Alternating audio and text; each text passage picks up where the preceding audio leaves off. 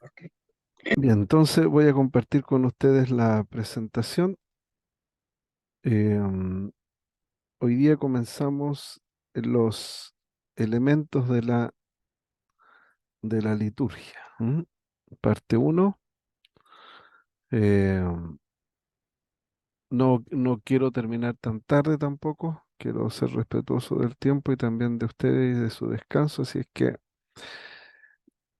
les recuerdo que lo último que estuvimos nosotros considerando en este taller empezamos a ver las diferentes partes de la misa, ¿cierto? Porque vimos la liturgia en la misa, donde por un lado, por si acaso tengo el fondo blanco, porque estoy haciendo recordando nomás lo último que estuvimos meditando y estudiando. Vimos, por ejemplo, los ritos iniciales de la misa que, que constaban, eso ustedes ya lo tienen en sus materiales, de la procesión de entrada, ¿cierto?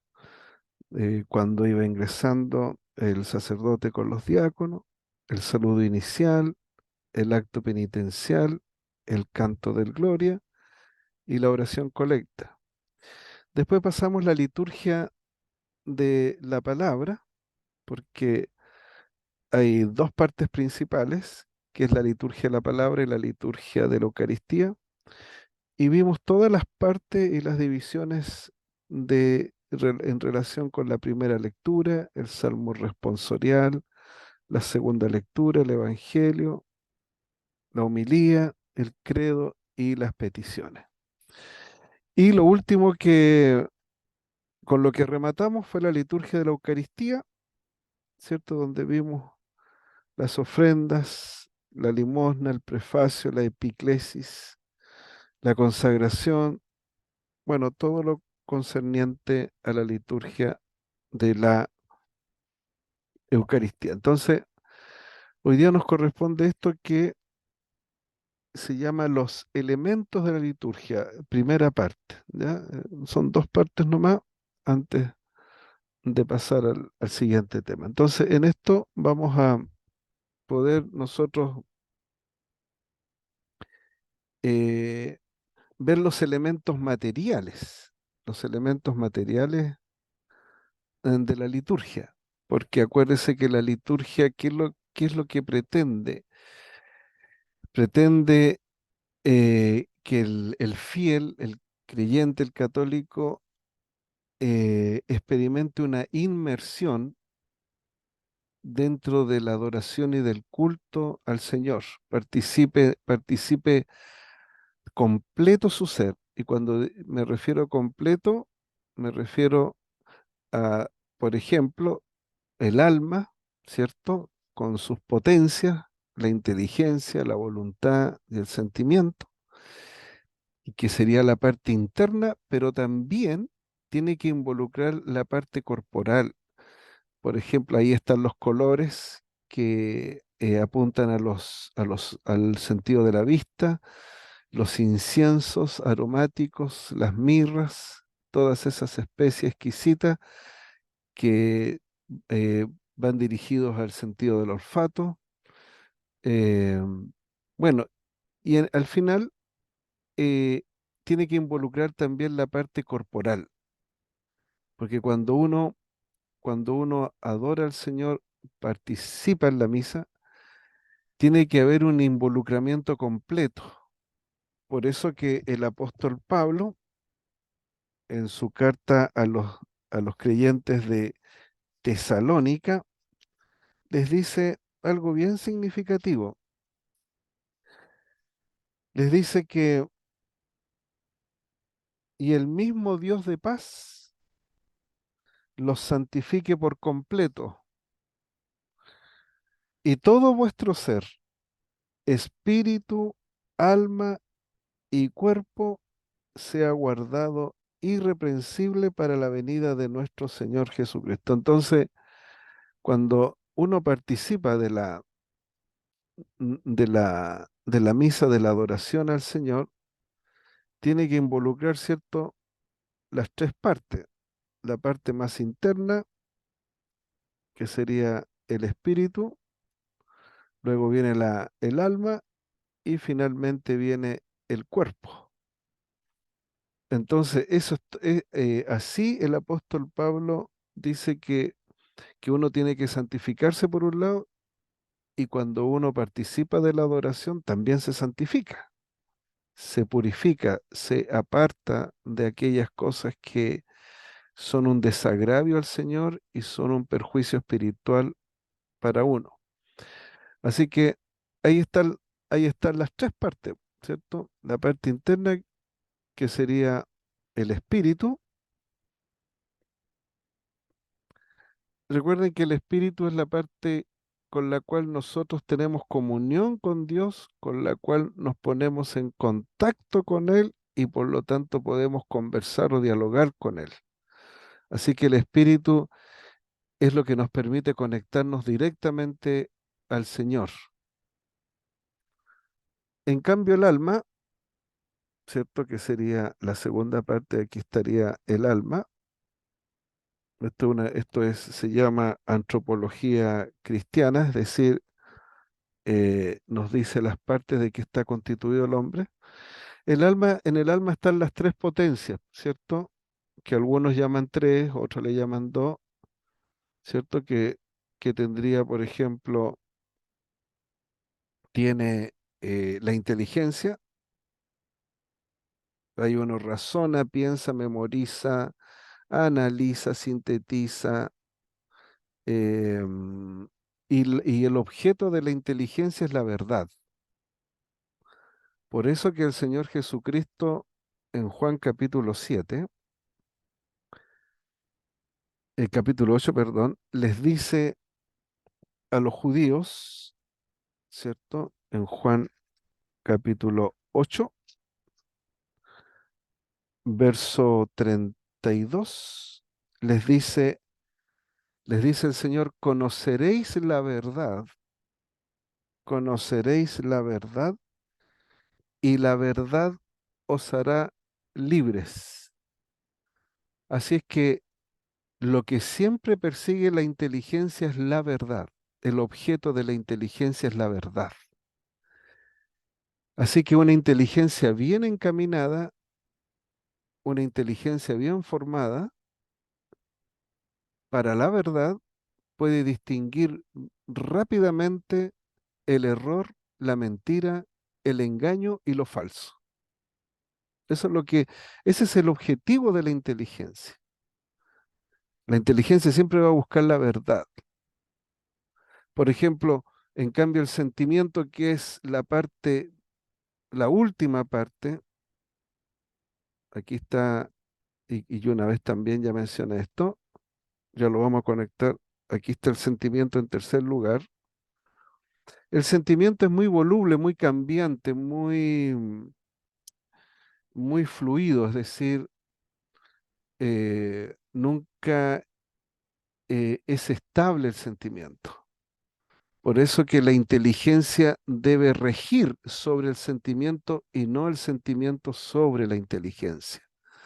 Porque si uno coloca en el carro del ser humano, coloca el carro del sentimiento adelante, vamos a tener cristianos emocionales, católicos inestables, fieles inmaduros, eh, donde como les rige el sentimiento no son objetivos, es decir, no buscan la verdad. Y el segundo elemento que hay en el alma, ¿cierto? Es la voluntad. Aquí está. En la voluntad, usted decide, yo decido, yo resuelvo, ¿cierto? Deseo o no deseo en la voluntad. Entonces, ese es el orden: inteligencia, voluntad y sentimiento. Al último, el sentimiento. Por eso que cuando la persona se enamora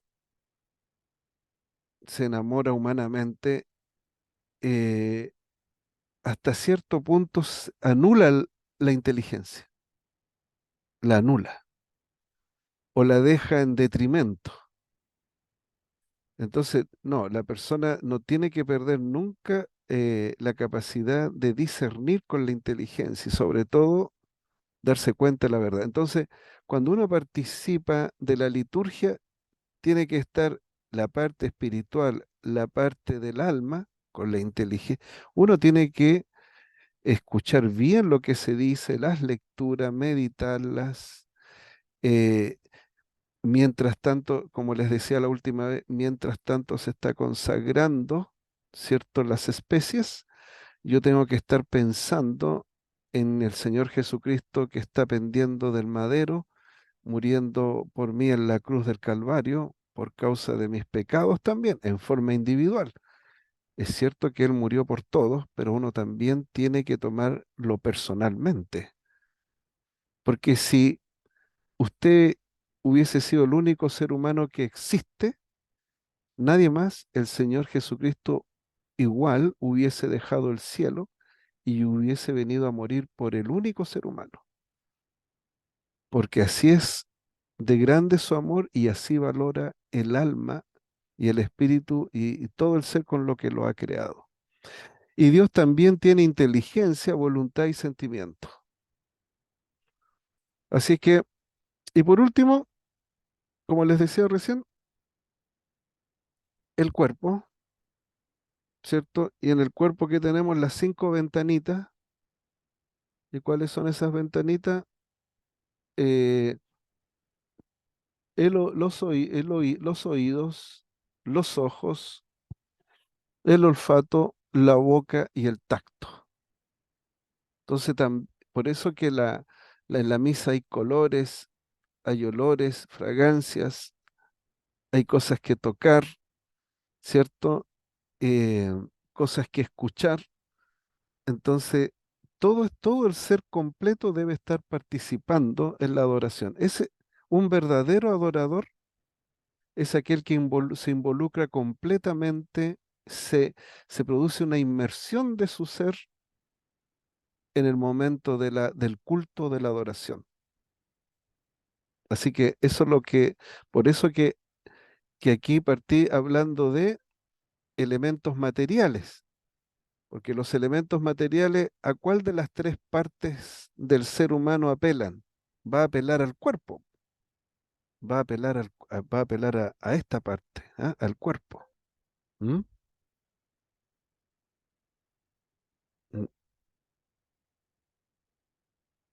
Espérenme un momentito.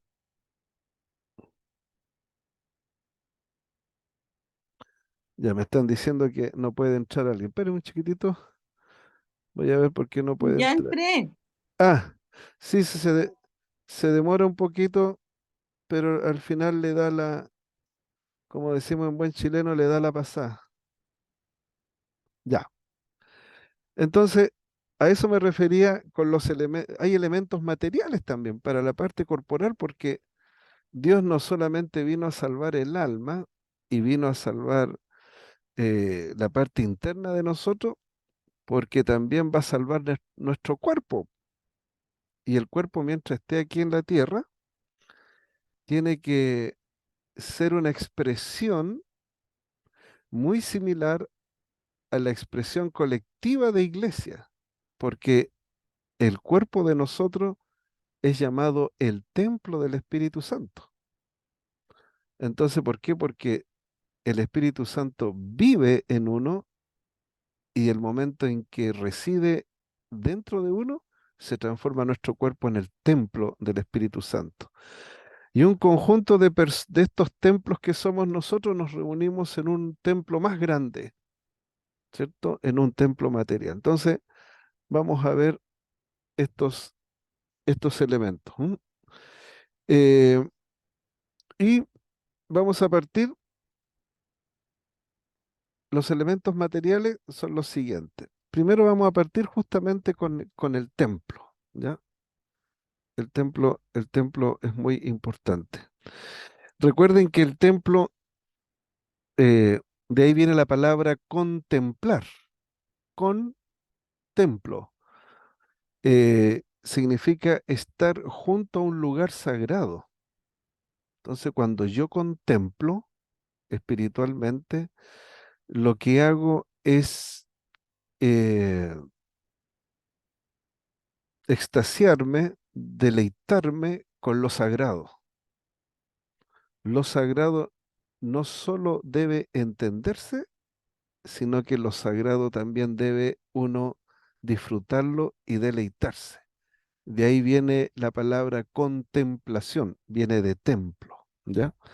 Entonces el templo está consagrado, está consagrado, está dedicado exclusivamente para rendirle culto a Dios.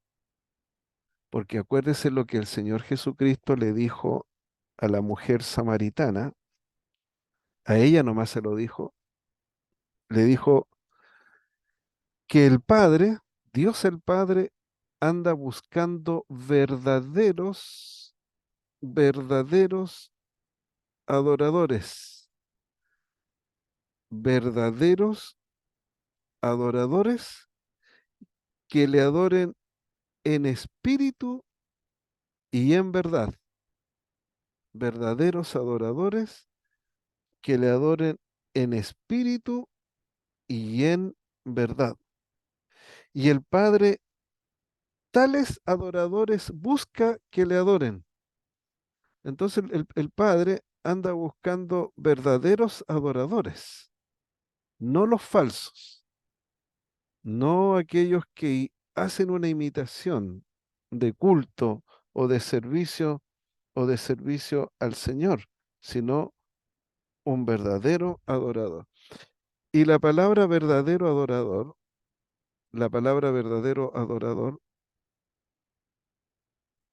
em, significa, por ejemplo,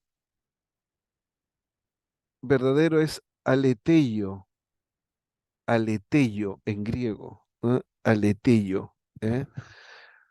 Y, y adorador es proscunao. Proscunao significa aquel que se arrodilla.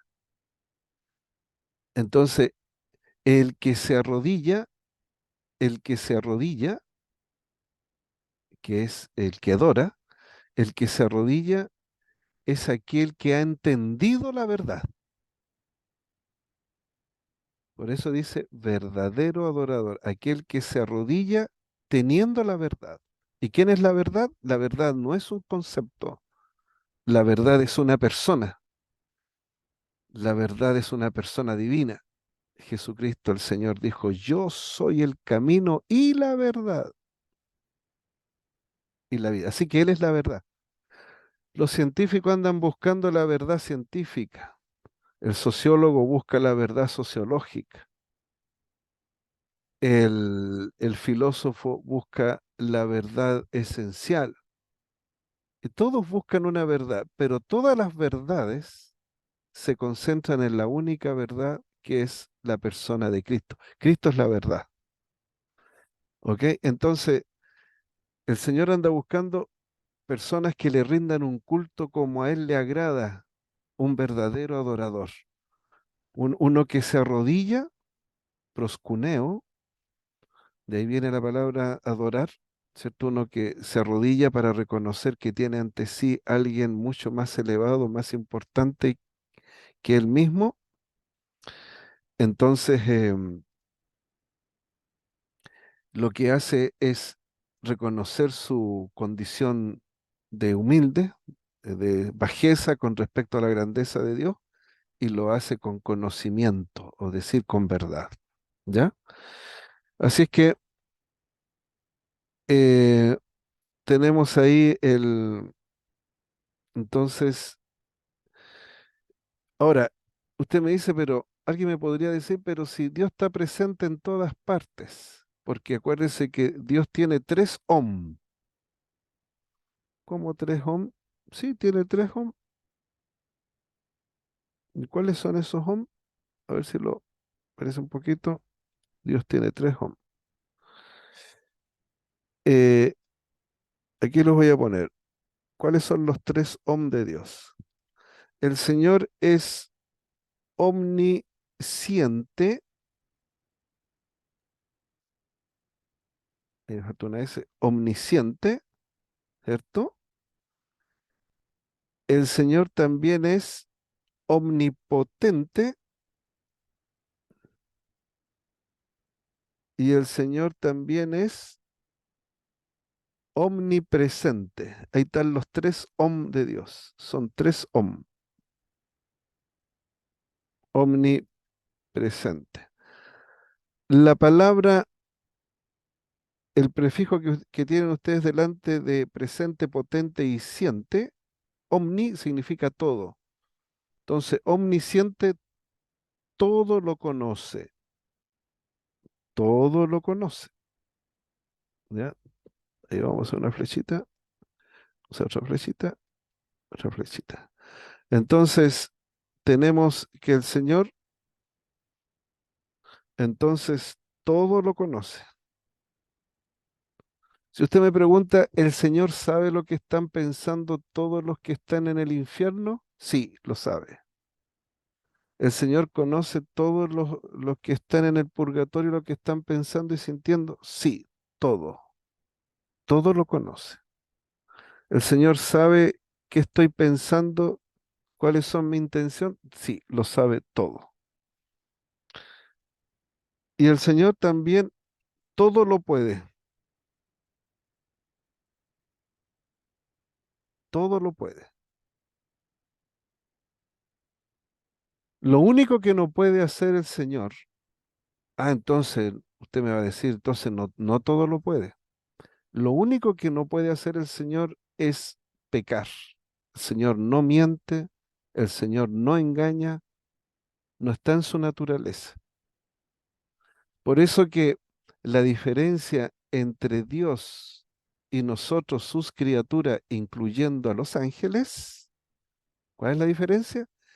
Es que a nosotros, tanto a los ángeles como a nosotros los seres humanos, nos creó con la posibilidad de caer.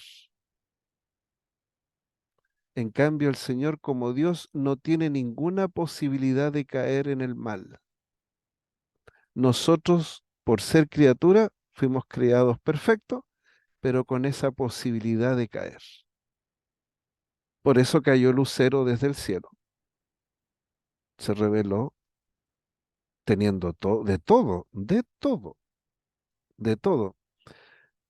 Por eso que a veces las personas piensan de que dándole de todo al hijo, de todo lo que necesite, todo lo que pida, piensa que el niño le va a salir bien y está equivocado, totalmente equivocado o equivocada.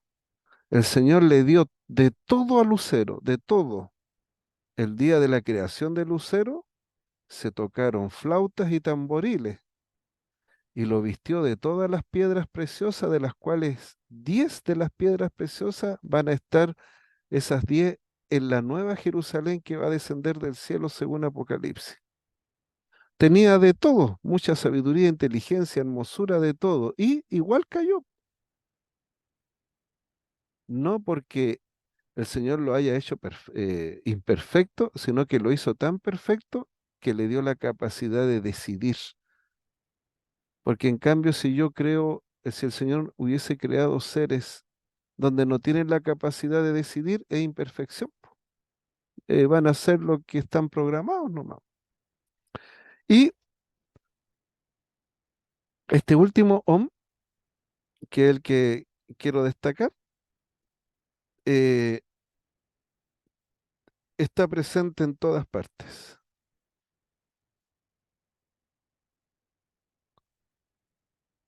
Bueno, para ser bien preciso en la definición, se dice que en cada punto del espacio del universo, en cada punto, está completo el ser de Dios. Por lo tanto, Él sabe lo que pasa en cada punto del espacio. Entonces las personas dicen, pero si el Señor está en todas partes, yo podría adorarlo en cualquier lado. ¿Por qué tengo que ir a un lugar físico? ¿Por qué me obligan? Y típicos argumentos que usan. Bueno, es cierto que Él está presente en todas partes, pero Él quiere tener un lugar visible de su presencia ante el mundo. ¿Por qué le mandó a hacer a los israelitas? ¿Por qué el Señor le mandó a hacer a los israelitas, le mandó a hacer un tabernáculo de reunión en el desierto, si Él está presente en todas partes? Bueno, porque Él quería que el pueblo estuviera siempre consciente de su presencia. ¿Por qué tiene que haber un templo, un edificio consagrado a Dios? Para que sirva de testimonio recordatorio y para la conciencia del ser humano que rápidamente se aleja porque está tan metido en los sentidos que siempre tiene que necesitar algo para creer, ver algo. Bueno, y justamente Satanás sabe, Satanás sabe que el ser humano para creer necesita ver algo y utiliza estrategias para engañar a las personas. Mire lo que le dijo el Señor a Tomás. En el caso para las personas que quieren ver cosas. Le dijo a Tomás, porque él no creyó el testimonio de los 10 que le decían, vimos al Señor resucitado con la señal de los clavos, y él dijo, si yo no metiere mi dedo en la herida de los clavos en las manos y no metiere mi mano completa en el costado, no creeré. Así dijo, no creeré.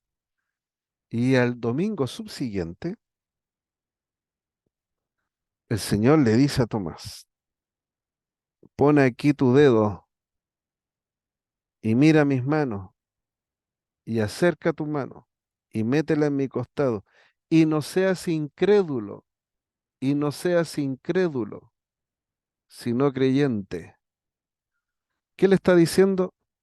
No esperes ver para creer, bienaventurado, porque me has visto, Tomás, creíste, bienaventurados los que no vieron, bienaventurados los que no ven y creen. Entonces hay una bienaventuranza, hay una bendición para las personas que no andan buscando ver cosas para creer. Bienaventurados los que no vieron nada y creyeron. No, Tomás, ¿qué es lo que quería? Quería ver para creer y el Señor lo reprendió. Así que la máxima ver para creer está mal. No debiera ser de un creyente, de un católico, de un cristiano. No puede, porque el Señor reprendió esa actitud. Y Satanás sabe que el ser humano necesita ver para creer. Y entonces viene el apóstol Pablo y les advierte a los de Corinto. Le hace una seria advertencia. Les dice lo siguiente.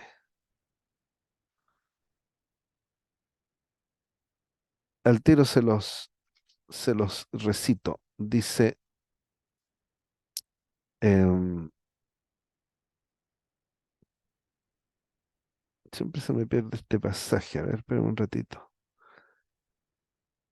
Eh, Espérame un chiquitito, déjeme buscarlo y se lo doy. Entonces, como él sabe, y acuérdese que la Biblia llama al diablo estratagema, es decir, busca estrategia para hacer perder a la persona, o para perderlo, mejor dicho. Entonces él busca estrategias para engañarlo mostrándole cosas falsas. ¿Ya? Em,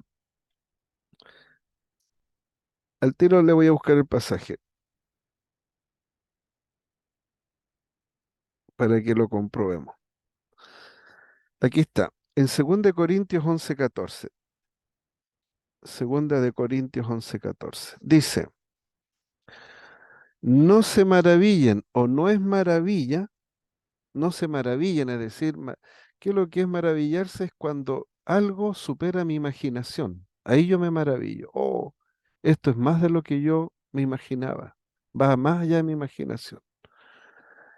Y no es maravilla porque el mismo Satanás, el mismísimo Satanás, se disfraza como ángel de luz.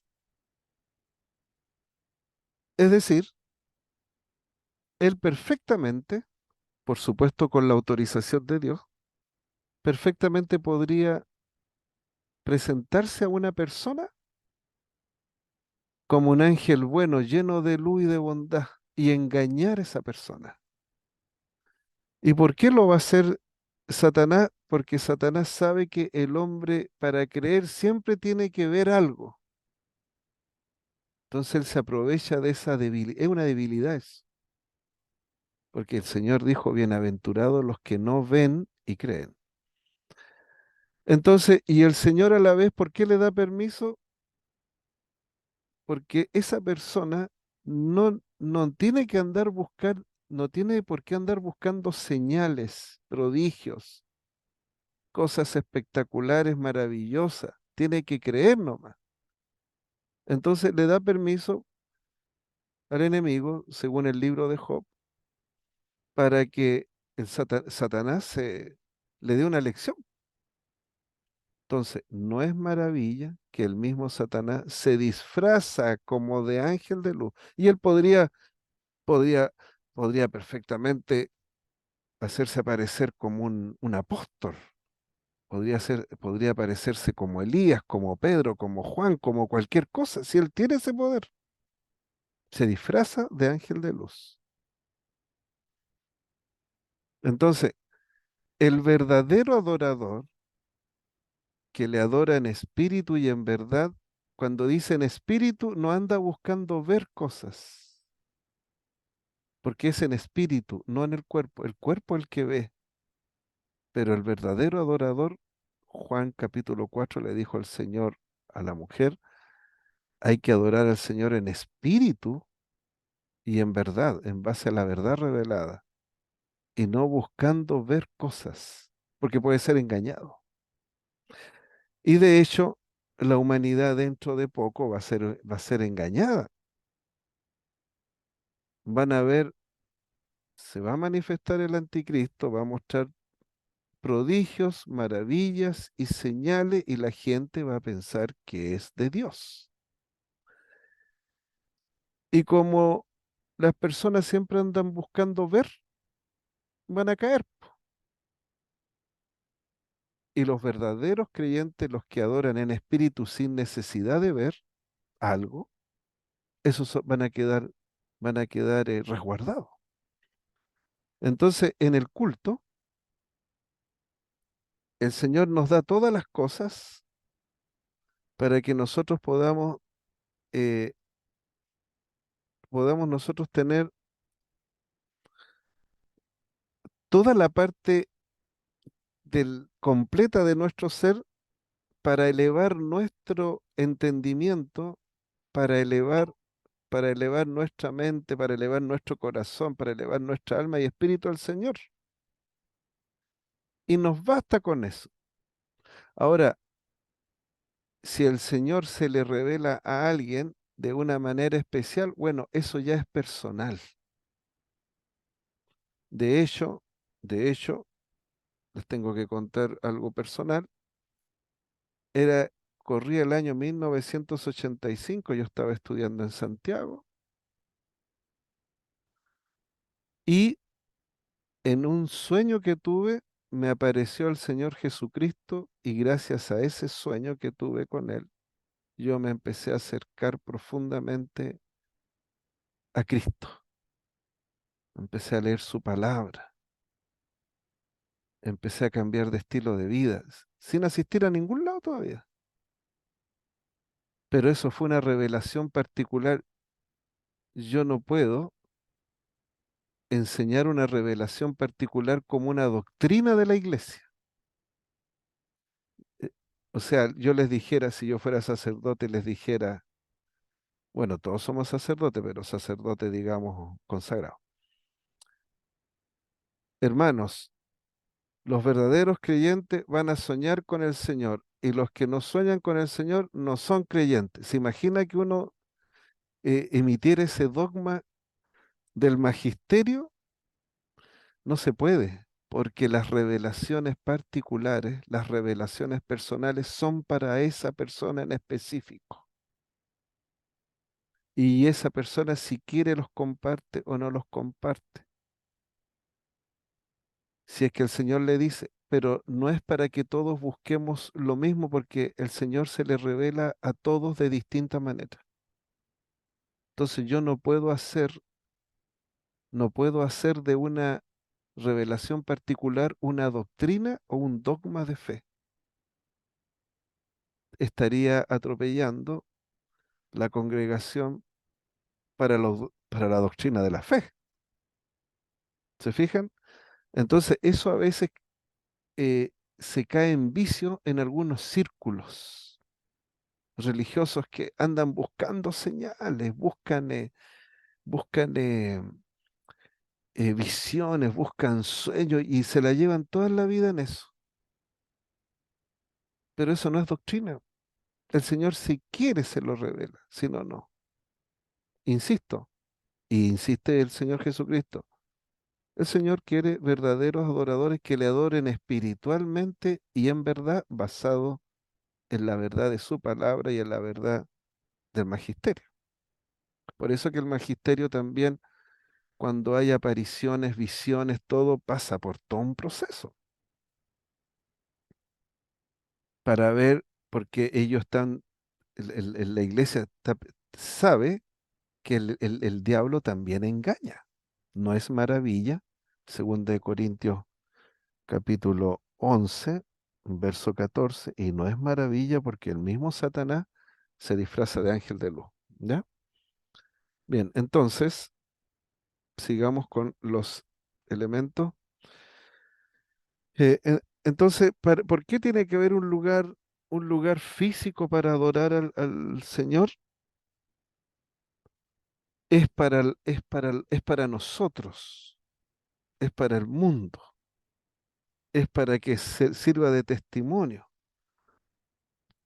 Él quiere tener un lugar visible de su presencia en este mundo. Es como la conciencia para este mundo, la iglesia. Como la conciencia, porque miran a la iglesia, se acuerdan del Señor, po, o a uno mismo, o cualquier persona, ¿cierto? Es decir, ¿qué es lo que hace la iglesia, el edificio arquitectónico? Me interpela, me está interpelando. Me dice, Dios existe, Dios te ama, Dios te busca, acércate a Él. Eso es lo que hace un edificio, iglesia. Me interpela a todo el mundo, a que busquen a Dios mientras puede ser hallado. Bueno, y este templo, nosotros sabemos, aunque no es preciso, pero esto se llama, em, podría ser una figura de dicción, una sinécdoque, pero se tomó el término templo, se le llamó iglesia, pero en realidad iglesia, hermanos, iglesia, se los coloco acá, aquí vamos a sacar iglesia, también se lo he explicado, viene del griego ek, voy a separarlo, clesia, que significa los llamados a salir del mundo. Eso es eclesia, o los llamados a salir fuera. Entonces, en realidad son las personas la iglesia, pero por interpolación, el conjunto de personas que se reunían como iglesia, como los llamados a salir de este sistema, y se reunían en tal lugar, entonces, en realidad no es una sinécdoque, sino que es una otra figura, es una metonimia, es decir, el lugar donde se reunían estos de la iglesia pasó a llamarse iglesia. ¿M? Pero eso es lo que significa. Los llamados a salir del mundo para adorar al Señor. ¿M? Para adorar al Señor. Voy a borrar ahí. Ya. Así que, así que siempre cuando nosotros vemos una iglesia,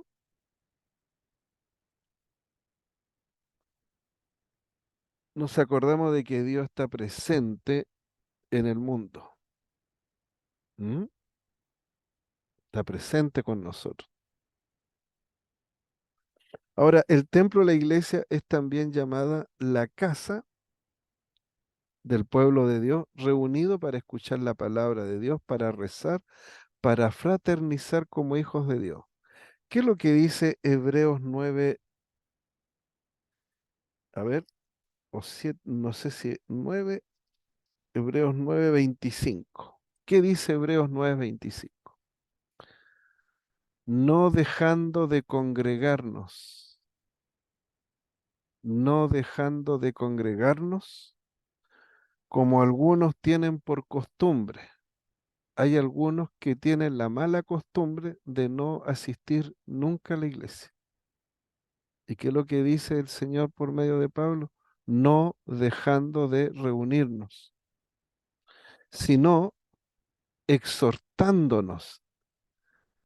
Hermano, hermana, o como quiera llamarlo, le hemos echado de menos, no ha ido a la iglesia. ¿Qué le pasa? Eso es una exhortación. Se va a enfriar. Porque mire, si yo tengo un conjunto de carbones encendidos y yo saco de uno de esos carboncitos que está en el rojo vivo y lo dejo solo, ¿qué le va a pasar a ese carboncito que estaba en rojo vivo? Se va a enfriar.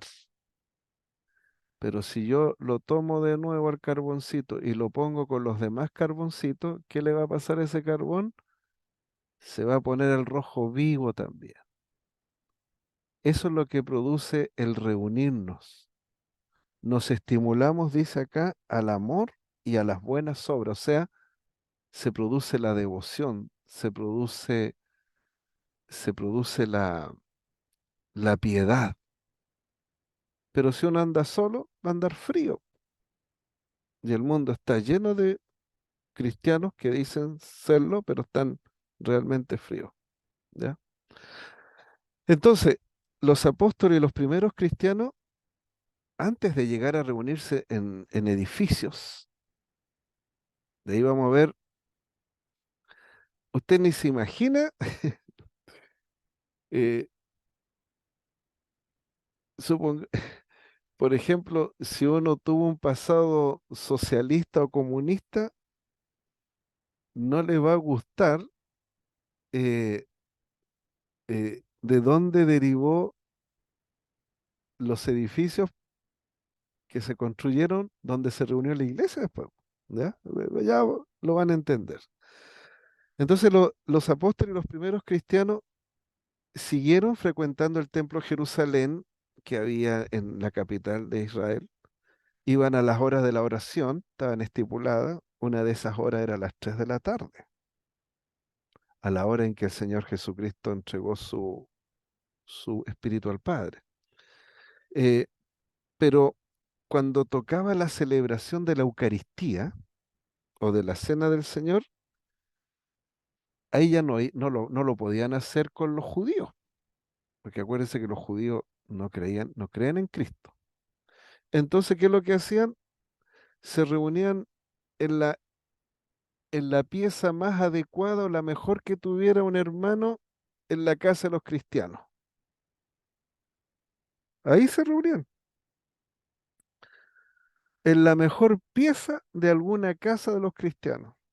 Ahí, ahí están, por ejemplo, en una pieza están reunidos, ve, alrededor, y ahí están las especies para participar de la Eucaristía. Eso lo hacían en las casas, en la mejor pieza, en la más conveniente, donde pudiesen estar, y el resto lo hacían en el Templo de Jerusalén, porque estaban en periodo de transición, ¿ya?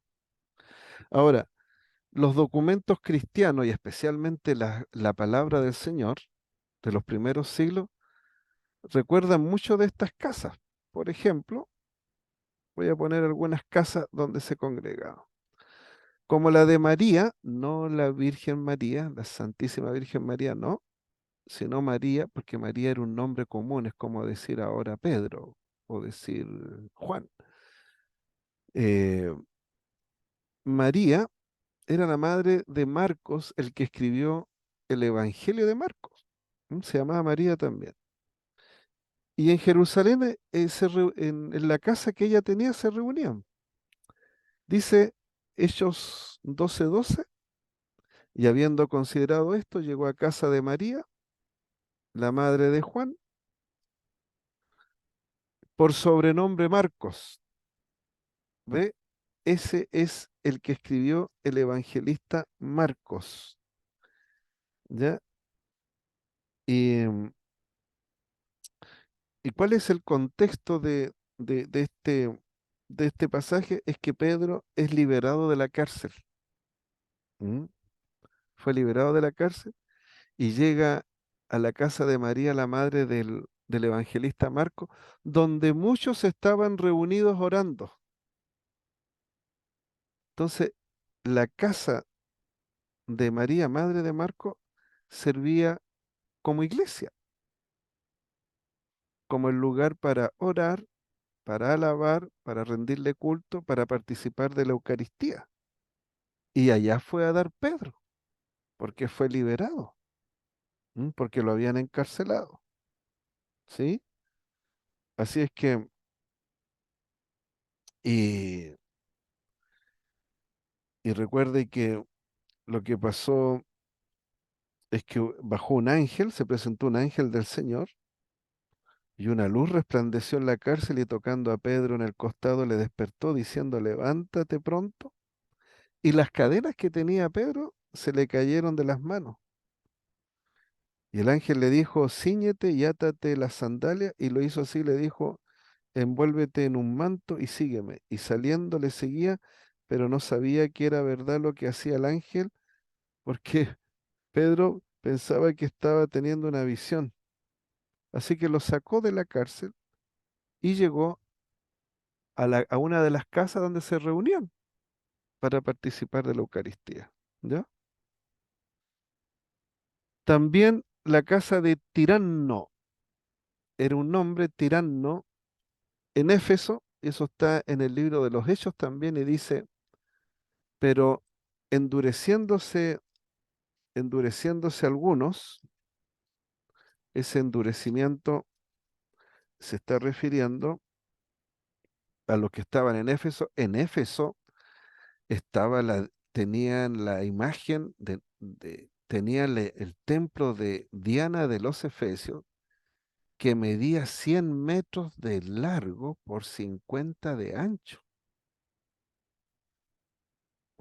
Y en ese lugar fue a predicar el Evangelio de nuestro Señor Jesucristo Pablo, y no les gustó el mensaje, se enojaron con él, y dice que endureciéndose algunos y no creyendo, maldiciendo el camino. ¿Cuál es el camino? El Señor Jesucristo. El Señor Jesucristo es llamado el camino.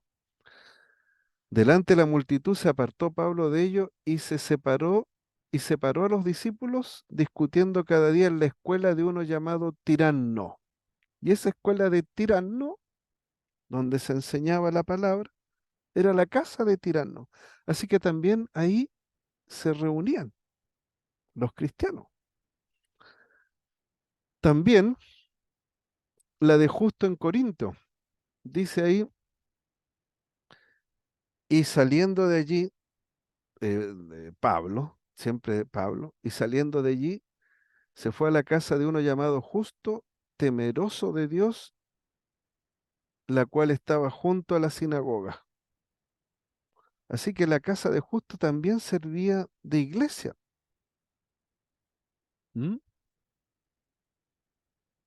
También la de Ninfas en la Odisea. Eso está en Colosenses 4:15. Saludad a los hermanos que están en la Odisea. La Odisea, una de las 7 ciudades de Asia Menor, a las cuales el Señor Jesucristo le mandó el Apocalipsis. Y a Ninfas, que saludaran a Ninfas y a la iglesia que está en su casa. Entonces, ¿dónde está? La iglesia es el conjunto de creyentes llamados a salir fuera para adorar al Señor. ¿Dónde estaban ellos? En la casa de Ninfa. Ahí se congregaban y se reunían. Así que así empezó el cristianismo. Las asambleas eran en las casas. Y voy a mencionar a este matrimonio, Priscila y Aquilas. Dice el apóstol Pablo: saludad a Priscila y a su esposo Aquila, mis colaboradores en Cristo, dice Pablo, que expusieron su vida por mí, a los cuales no solo yo doy gracias, sino también todas las iglesias de los gentiles. Saludad también a la iglesia de su casa. O sea, en su casa estaba la iglesia, exacto, en la casa estaba la iglesia.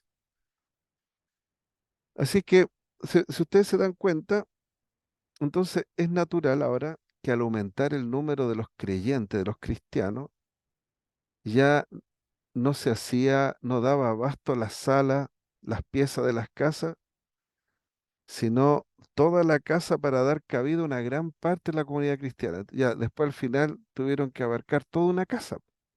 Ya no era una pieza o un sector de la casa.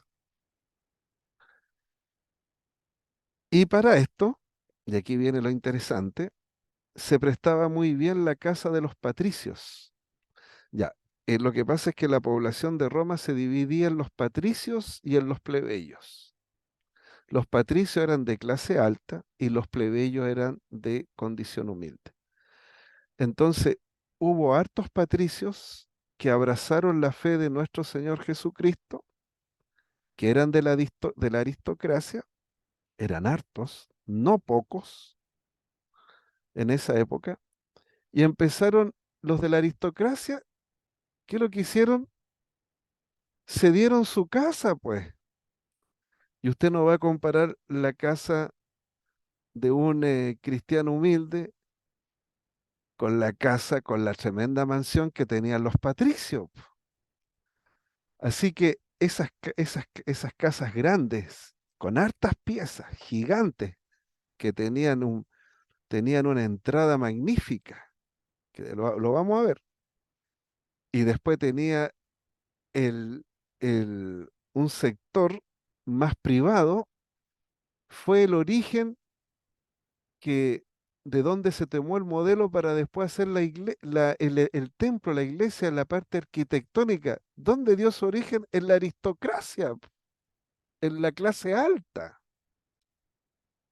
porque eran casas, eran mansiones, entonces eran los únicos que podían ceder ese espacio para albergar a la mayor cantidad de creyentes. Entonces, si supongamos que hay un hermano que diga: ay, no estoy de acuerdo con eso porque deberían haber sido de gente. Claro, es que los hermanos humildes no tenían el espacio, por eso que tuvieron que echar mano de los que tenían más recursos. ¿Ve? Allá hay una casa de un patricio, pues grande, espacioso, donde podían albergar hasta 60, 100 personas, pero una casa de un cristiano humilde, sencillo, obrero, un plebeyo, no daba abasto, no daba abasto. Entonces, necesariamente tuvieron que ir a la casa de los que tenían más recursos. Es como, véanlo desde el punto en el sentido práctico, ¿ya? En el sentido práctico. Ahora, estas grandes mansiones, sobre todo las que habían en la capital del imperio que era Roma, y en las ciudades grandes del mismo imperio, tenían dos grandes divisiones. Las casas Ya les voy a mostrar un plano de una casa romana, pero habían dos grandes divisiones que dieron origen después a lo que vamos a considerar como la separación entre los que están recién entrando a la fe y los que ya están consolidados en la fe de nuestro Señor. ¿Y eso qué significa? Que en estas mansiones habían dos grandes divisiones. En la casa de los aristócratas, de los patricios, tenían un lugar que se llamaba el atrium. ¿Qué es lo que es el atrium? Es la parte central de la domus. ¿Qué es lo que es la domus? El hogar. Es la parte central del hogar, un espacio abierto en torno al cual se dispone el resto de las dependencias que gozan así de luz y aire limpio. ¿Y cuál era la función? Que era grande y llegaba luz y- y se disponía el resto de las recámaras, las piezas. Ahí se recibían las salutaciones, eso está en latín, ahí se recibían las visitas, ¿cierto? Recibían los saludos, había un protocolo. ¿M? Eso era el atrium. Es la entrada de la casa, pero no como las que tenemos nosotros, que son unas cositas chiquititas. No, ahí eran espacios grandes, entonces ahí llegaban las personas primero. Y ahí le muestro el atrium. ¿M? Aquí, este es solamente la parte de la entrada de la casa del patricio. Incluso había una fuente con agua. ¿M? Eran muy bien hechas, con sus columnatas, ¿cierto? Eso era el atrium. Ahí se recibían las personas. Y después venía el peristellum. ¿Y qué es lo que es el peristellum? Bueno, cuando ya había una vida social bien intensa y aumentaron el número de esclavos, ahí se permitían los esclavos domésticos, y había mucha gente que servía, el cocinero, el que hacía el aseo, los maestros que atendían a los niños, porque no iban a la escuela, sino que venían los ayos, A-Y-O. Los ayos eran contratados por los padres para que le hicieran clases particulares. Entonces había mucha gente, había muchas personas ajenas a la familia.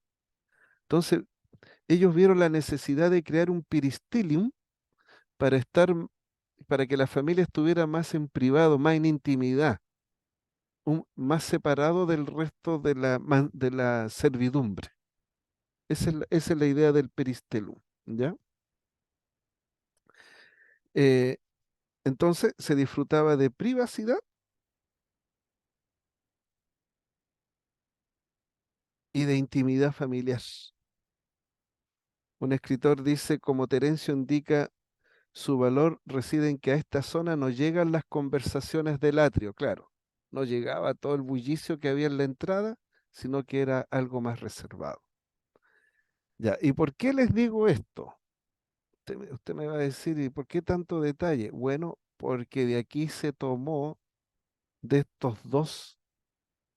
de estas dos divisiones que tenían las casas romanas, va a determinar de alguna manera la configuración en parte de un procedimiento de la iglesia. Miren lo que son las cosas. Entonces, eh, y ambas divisiones, bueno, ahí le voy a mostrar yo ahí está el peristilum, ¿ve? Ahí está la familia más tranquila, alejada del bullicio, separada también del resto de la servidumbre. Yo creo que usted lo ha visto en algunas películas, esas que dan antes en Semana Santa, ¿ya? Es típica construcción romana. Entonces, ambas divisiones se prestaban muy bien para la sinaxis cristiana. ¿Qué es lo que es la sinaxis? Significa el congregarse o significa reunirse o asamblea, ¿ya? Entonces, esas dos dependencias el atrium y el peristilum eran dos partes bien definidas. Entonces, las usaron, la del atrium la usaron para la instrucción a la que se permitía la entrada a los mismos catecúmenos. Acuérdese que la palabra es latina, pero tomado del griego, y que significa el adoctrinado o el instruido a viva voz en los misterios de la fe y en la obra del Señor Jesucristo. Entonces, esa entrada, el atrium, era para las personas que recién estaban comenzando a interesarse en la fe y necesitaban ser adoctrinados o instruidos. La parte de la entrada de la casa de los patricios. Entonces ahí se hacía la catequesis. Estaba separado del peristelium. ¿Y para qué servía el peristelium? Bueno, también le llamaban a las personas que entraban a la entrada al atrium, le llamaban los iniciados, los que recién estaban caminando en la fe.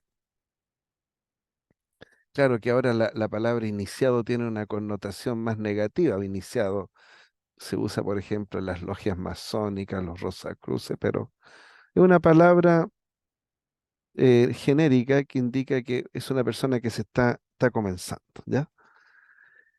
Y, la, y en cambio el Piristellum, lo que era más privado, más al interior de la casa, más adentro, se dejaba para la celebración de la Eucaristía y solo para los ya conversos y bautizados, porque era una instancia más íntima. Así que esas dos, esos dos recintos que tenían funciones muy diferentes fueron las que tomó la iglesia y las perpetuó hasta ahora. Por eso que hay catecúmenos que necesitan ser adoctrinados, necesitan ser discipulados. Bueno, en la iglesia evangélica le llaman a eso el discipulado. Es parecido, es como se le enseña a ser discípulo a la persona. ¿Ah? Se le llama la iglesia católica, ¿cierto? La catequesis, pero cuando ya, ¿cierto? Comprendían, cuando era adulto y aceptaban, creían en Jesucristo, porque acuérdese que el apóstol Pablo en Hechos 17 les dijo a los griegos, les dijo que Dios, habiendo pasado por alto los tiempos de esta ignorancia, ahora manda a todos los hombres que se arrepientan, por cuanto ha establecido un día en el cual juzgará al mundo con justicia por aquel varón a quien designó dando fe a todos con haberle levantado de los muertos. Entonces Pablo dijo, ustedes tienen que arrepentirse de sus pecados y creer en Jesucristo. De ahí nacen de nuevo, como diría el Señor Jesús.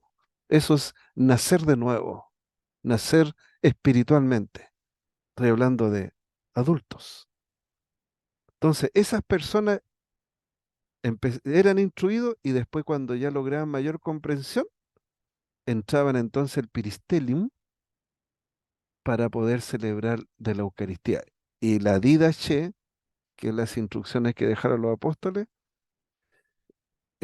oraban 3 días para ver si ese adulto realmente había creído en Cristo, porque no llegaban y bautizaban livianamente, porque tenían temor de que entrara un pagano o alguien que no era converso, alguien que no había, no había creído realmente en el Señor Jesucristo. Eran muy cuidadosos. Entonces, ahí está la separación. De ahí viene, entonces, al final, bueno, de ahí vamos a ver que bueno, siguieron aumentando el número de fieles, y se terminó en los templos arquitectónicos que tenemos hasta hoy día. Bueno, ahora voy a hablar un poquito de los nombres, en lo que me queda de tiempo, me queda ya poco. Bueno, después de que los apóstoles partieron a la presencia del Señor,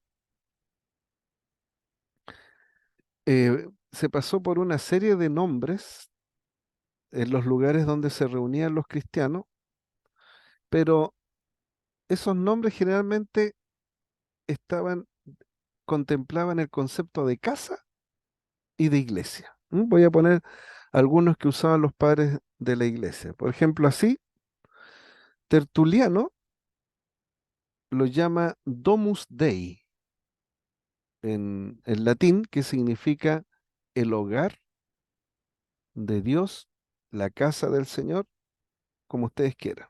¿Ya? El hogar de Dios o la casa del Señor. San Cipriano le llama Dominicum, que significa casa del Señor. El domus de recién era hogar de Dios. ¿Ah? Dominicum, casa del Señor, le llama el padre de la iglesia Cipriano.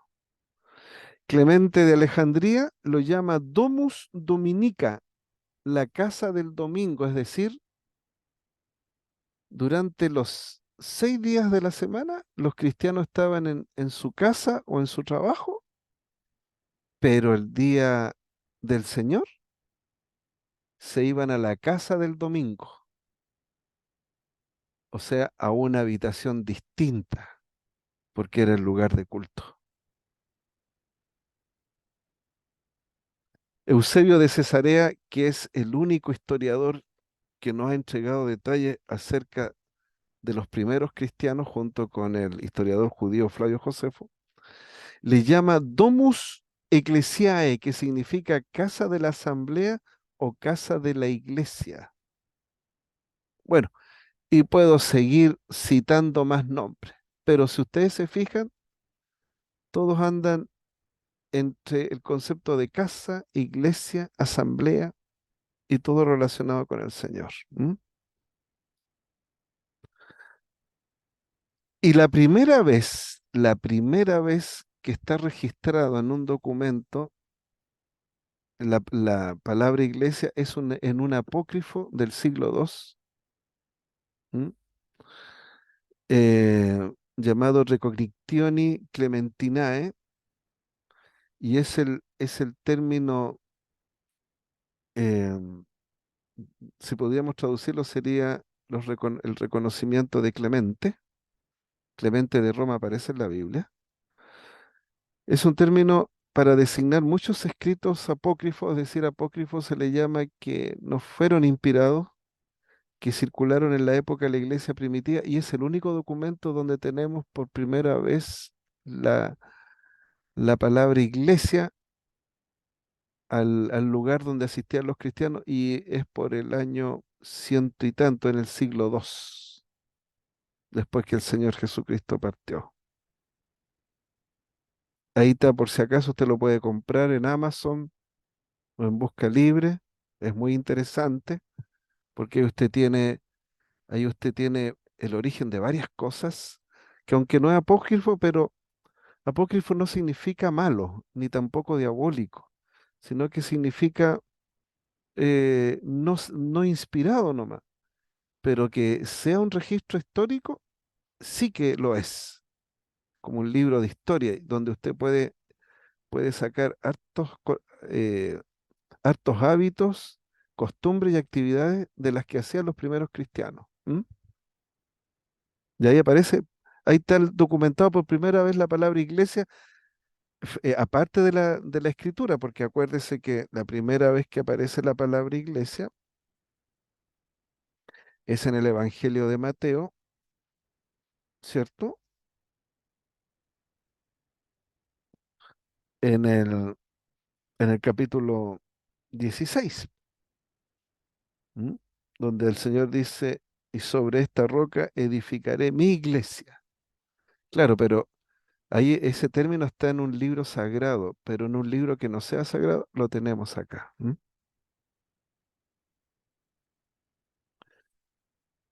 Bien, diversas clases de iglesia en el sentido de estructura. ¿M?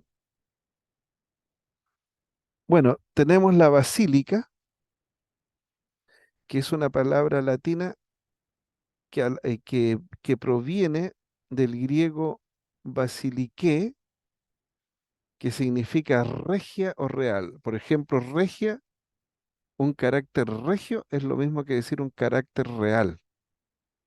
¿Ya? Regio es lo mismo que real. Y viene a ser una elipsis de la expresión completa basiliké oikia. Y basiliké oikia quiere decir casa real. Entonces, una elipsis significa que le sacaron uno de los términos, le sacaron el casa, el oikia, y quedó simplemente basílica.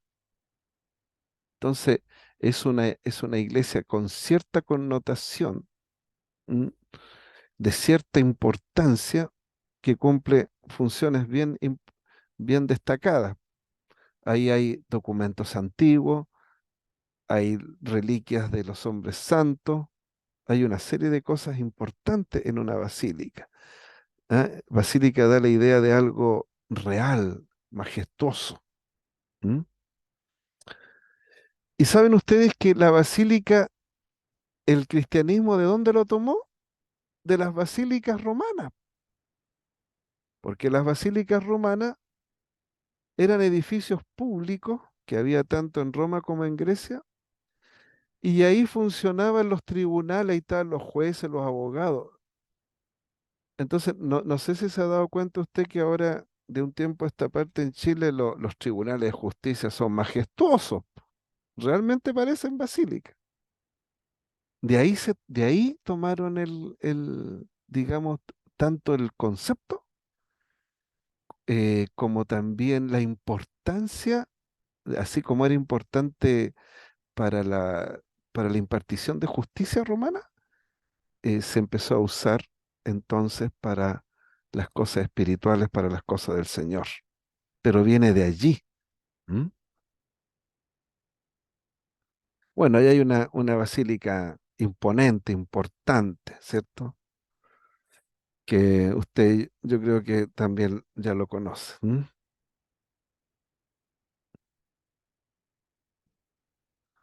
Entonces, eh, posteriormente los cristianos usufructuaron de la forma basilical, esta forma la tenían los romanos.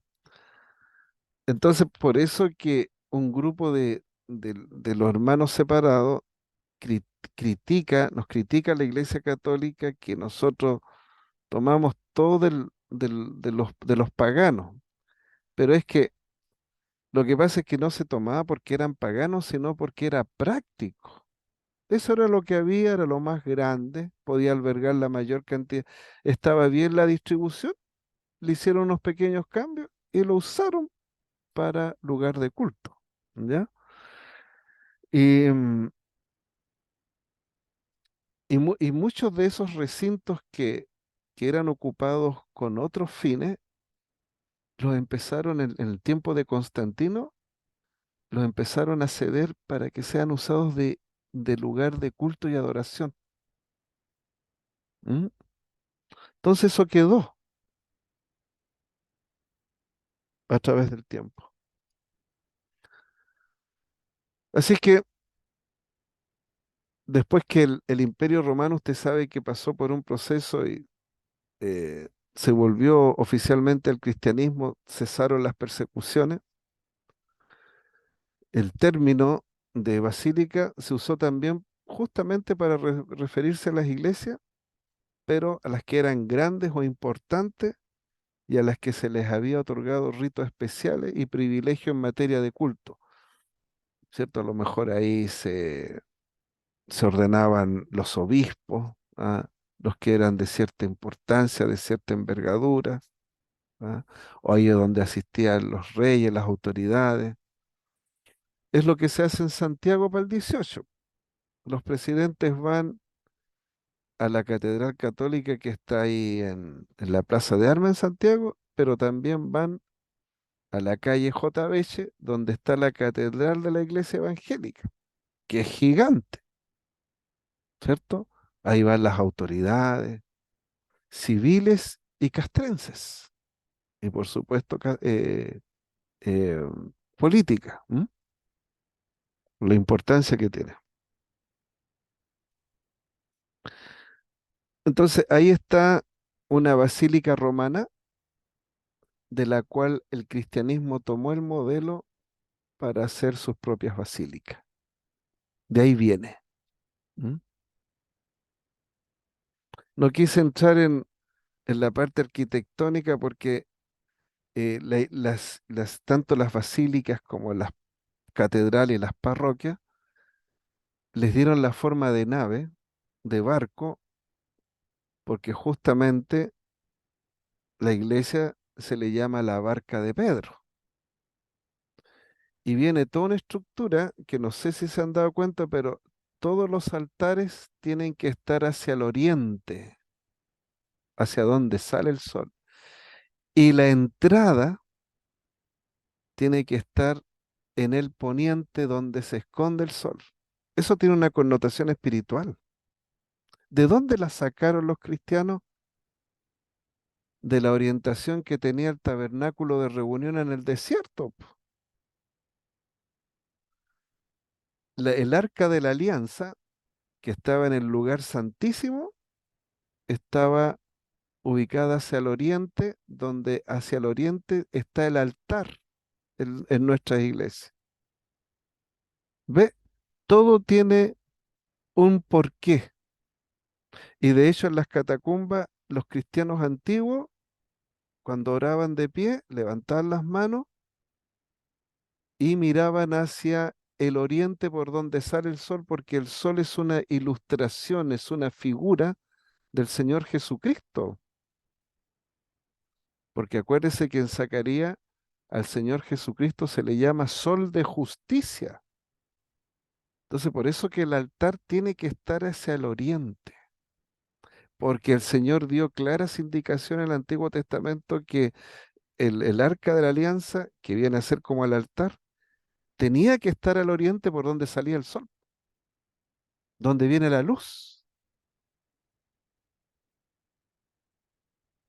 Por eso que todos los detalles tienen un significado espiritual. No, no, no es porque se le ocurrió nomás, no. Todo tiene un porqué. Bien, parece que me quedan algunas cositas más. Bueno, entonces en el lenguaje litúrgico se da el nombre de basílica a ciertas iglesias por su singular importancia, bueno, y dignidad como es lo que y que gozan de ciertos privilegios y prerrogativas, ¿no? Ahí están las 7 basílicas mayores en Roma. Este es un plano antiguo. ¿M? Hay 7 basílicas importantes en Roma. Está la de Pablo Extramuros, está la de Basílica de San Pedro, donde está el Vaticano. Y ahí está, las 7 basílicas principales de Roma. Son 7. ¿M?